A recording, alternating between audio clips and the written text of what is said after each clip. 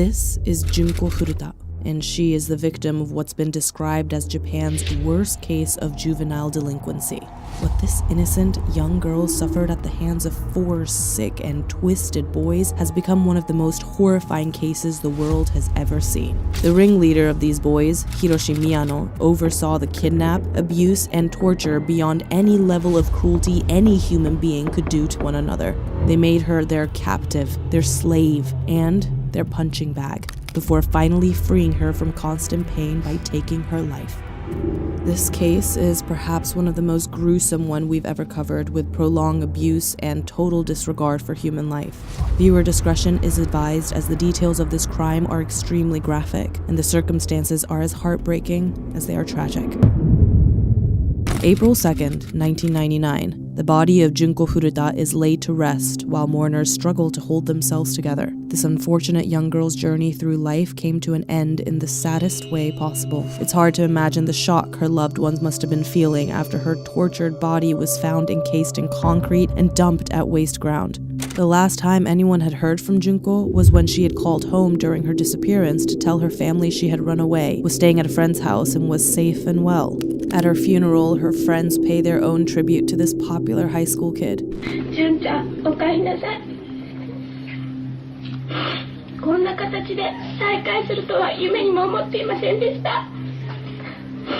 痛かったでしょうね。苦しかったでしょうね。いつもおおらかで明るい純ちゃん。文化祭の時、みんなでお揃いで作った赤いハッピー。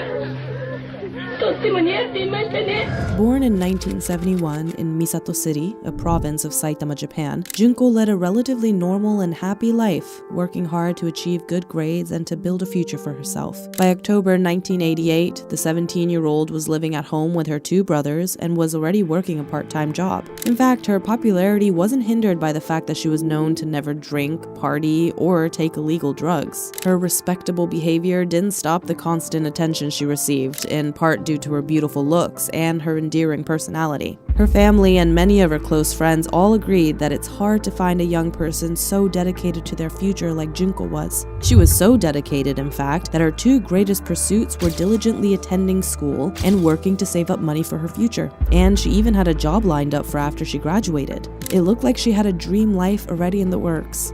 Junko hardly seemed like the type to attract the bad boy kind of personality, but attract the attention of one upcoming gang member she did, and this young thug had connections with Japan's most feared criminal organization, the Yakuza. Already known as the school bully, 18-year-old Hiroshi Miyano had become involved in the Yakuza after becoming dissatisfied with how much money he was making working a regular job. He had already been involved in several instances of petty crime and had been kicked out of a private school a year earlier because of his problematic and unruly behavior. But this petty criminal had much darker desires than petty theft or vandalism. His involvement with the Yakuza had begun to draw out his most violent tendencies. And he was not alone in his criminal activities. His friends, Joe Ogura, 17, Yasushi Watanabe, 17, and Shinjo Minato, 16, had each had a history of violence and crime. But this was nothing compared to the act of violence they were about to commit together, and in the most cruel and evil way.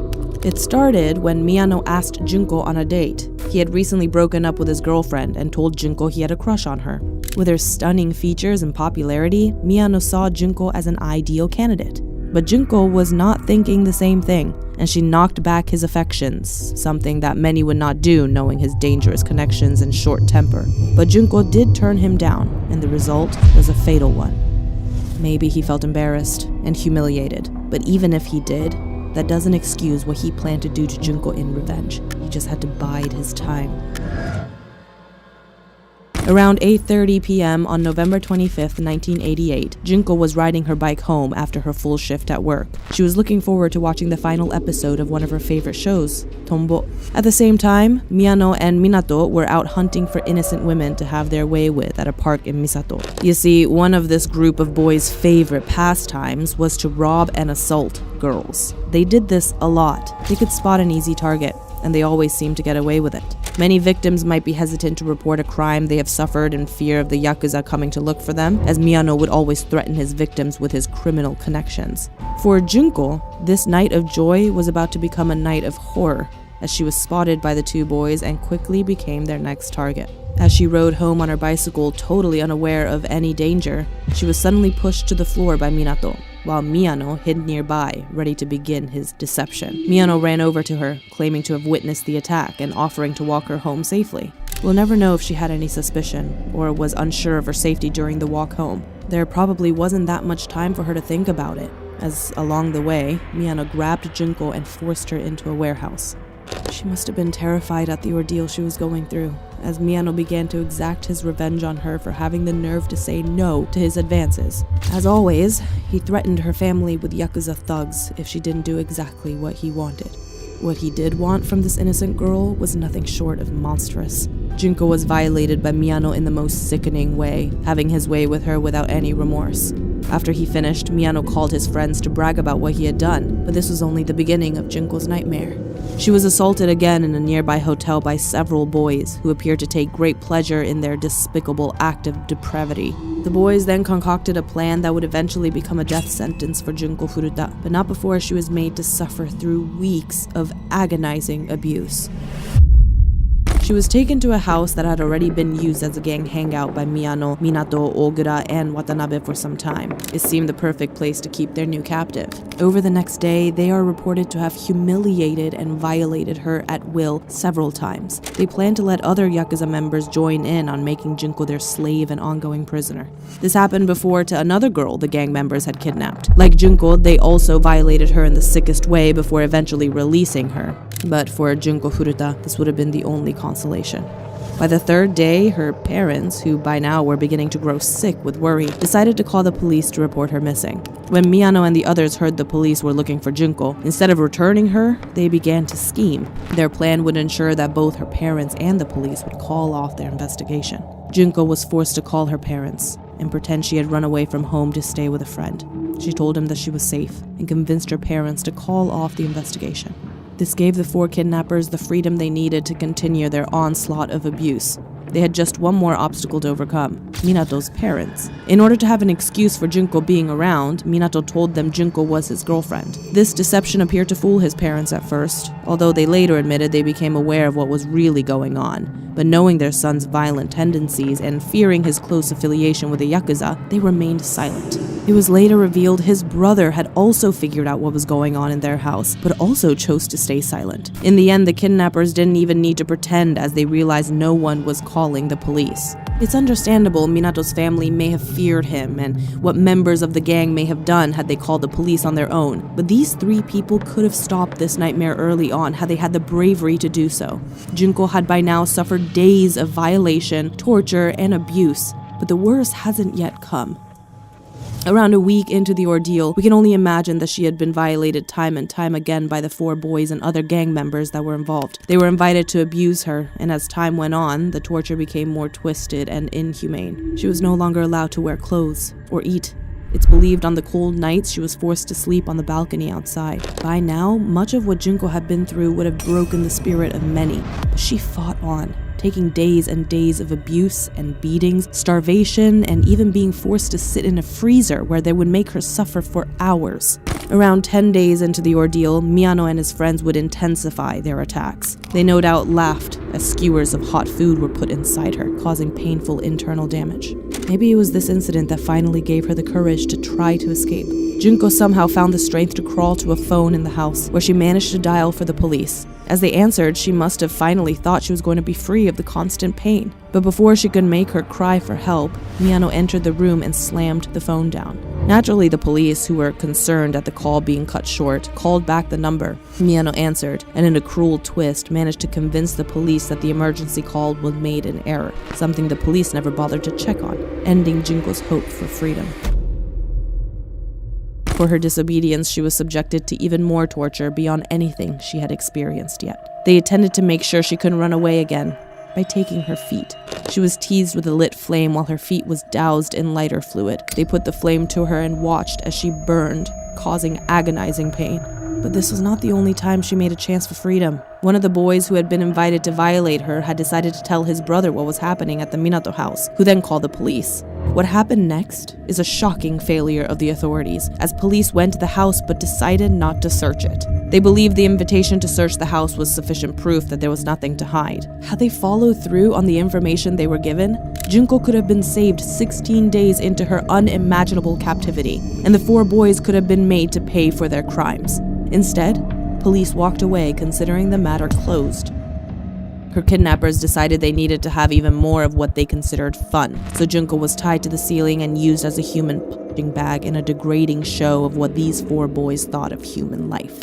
It was around this time that Junko was unable to breathe through her nose anymore. She had internal bleeding that was so bad it was seeping into her mouth and blocking her nose completely. She had also lost control of her bowels due to the intense damage to her internal organs. Various foreign objects had been inserted into her, ranging from broken bottles, hot light bulbs, an iron bar, and even scissors. The pain these objects must have caused was unimaginable to endure.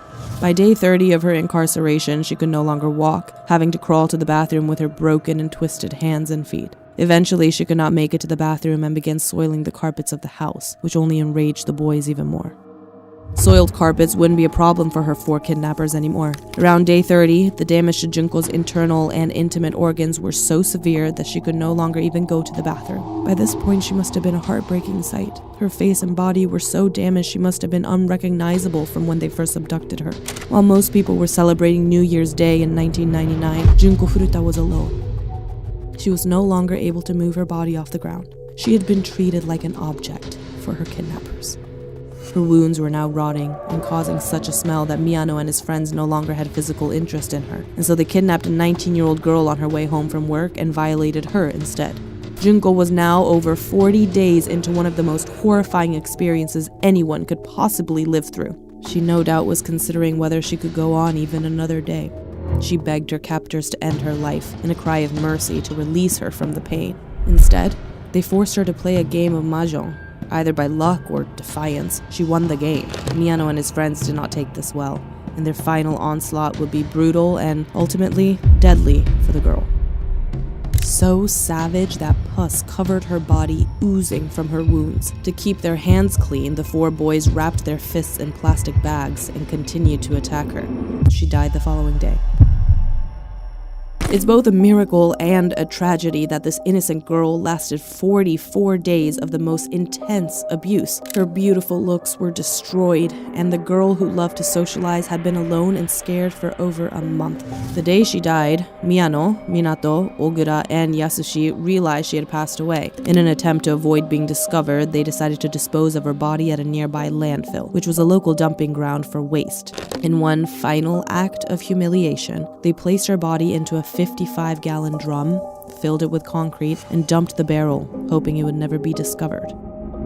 Were it not for a lot of luck and some stupidity by one of the guilty parties, then it's possible the body of Junko Furuta would have never been discovered, and her family would never have the closure they so rightly deserved. Remember that 19-year-old girl they kidnapped when Miyano and his friends were no longer interested in Junko's infected body? Well, the police were determined to catch those responsible, and they found themselves on the doorstep of Miyano and Ogura in late January 1999. Both were then arrested. They underwent interrogation in March, the same year after police discovered women's underwear at one of the boys' addresses. Despite the failures of the police at the time, their next move helped to uncover the murder of Junko with some clever interrogation techniques. Miyano was told by police that they knew he had committed a murder. Miyano crumbled, believing his friend Ogura had told the police about Junko and had landed them both in deep trouble. He told police what he and his friends had done, confessing to both Junko's murder and telling police where the body could be found. This took the police officers by surprise. They had called the boys in for interrogation over an unrelated, unsolved murder of a woman and her child just months before Junko disappeared. Sadly, the murder of this woman and child will remain unsolved at the time of making this video. What police did know was the location of a different victim, one they had been looking for months. Although police could have done more at the time she was missing, they were now determined to get justice for Junko and her family by making these boys pay with the full weight of the law. Police wasted no time and discovered her body the very next day, on March 30th, 1999. Her body and face were so ravaged by the weeks of abuse that she could only be identified by her fingerprints. a sad end to a young life with so much potential that was snatched away by her cruel kidnappers. But what police found next is both shocking and heartbreaking. It took the police by surprise that even with her damaged uterus, she was in fact pregnant by one of her attackers. It did not take long for DNA to pin Miyano, Minato, Ogura, and Yasushi to the sickening crimes that this girl had suffered. Minato's brother was also arrested, but even though they had the main perpetrators in custody, there is still an unknown amount of young men who violated her during her capture that have managed to evade arrest. But justice was not as easy to come by as Miyano's confession, as the system was about to fail Junko Furuta in death, as it did during her life. For this most heinous and sickening disregard of human life, you would expect those found to be guilty suffering lifelong prison sentences in the harshest of conditions. Instead, Miyano received a relatively light sentence of 17 years imprisonment. He appealed, and a furious judge decided to extend his sentence to 20 years. Minato, Ogura, and Yasushi served around 8 years each, punishment hardly fitting for the unimaginable crime. It is most likely because of their age that they received such light sentences, or maybe because of their Yakuza connections. They wouldn't have the anonymity they would have hoped for, as although the legal system kept their identities secret, there were others who felt like they should not escape unnamed. Journalists from Shukan Bunshin magazine managed to find their identities and publish them for the world to see, claiming they did not deserve the human right to remain anonymous after what they had done. Today, they roam the streets free after serving their time. It's believed that only Yasushi has not reoffended since being released, meaning these cold, calculating killers may one day strike again. The story of Junko Furuta's 44 days in hell shocked the world. The 2 police who declined to search the house after the invitation to enter were later fired. Junko had become sealed in popular culture, especially in Japan, where several movies have been based on her ordeal, and Japanese anime is dedicated to her memory. One day, Junko will truly find the justice she deserves. What do you think of this case? What more could the police have done to stop these boys? Did the Yakuza intervene, making sure their sentences were light?